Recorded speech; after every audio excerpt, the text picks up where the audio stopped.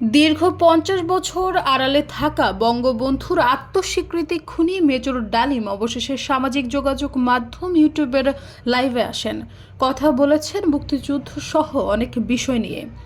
দীর্ঘ সময় পর মেজর শরীফুল হক ডালিমকে দেখে অনেকেই অবাক হন, কারণ এতদিন তিনি জীবিত আছেন কিনা এ নিয়ে ধূম্রজাল ছিল। লাইভ অনুষ্ঠানে আসার পর সেই সন্দেহ কেটে যায়।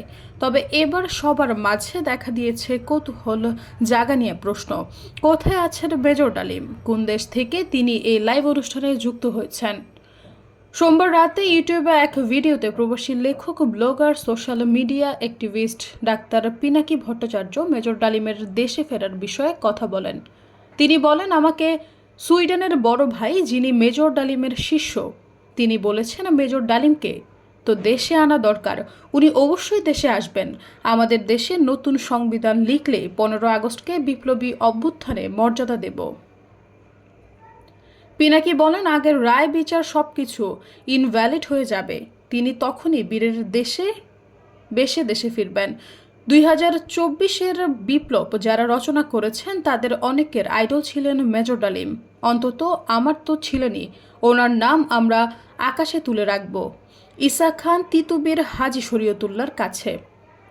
বাংলাদেশে যতবার জালিম আসবে ততবার মেজর ডালিমরা জন্মাবেন মন্তব্য করে পিনাকি ভট্টাচার্য বলেন, কখনো তাদের নাম হবে আবু সাইদ, কখনো তাদের নাম হবে মীর মুগ্ধ, কখনো তাদের নাম হবে ওয়াসিম। আমরা এক একটা তারার নাম দেব এই বীরদের নাম।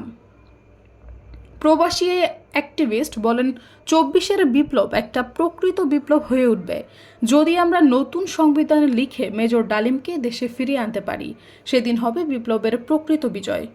উল্লেখ্য, 1975 সালের 15 আগস্ট বাংলাদেশের তৎকালীন রাষ্ট্রপতি শেখ মুজিবুর রহমানকে সপরিবার হত্যার সঙ্গে মেজর শরীফুল হক ডালিম সক্রিয়ভাবে যুক্ত ছিলেন।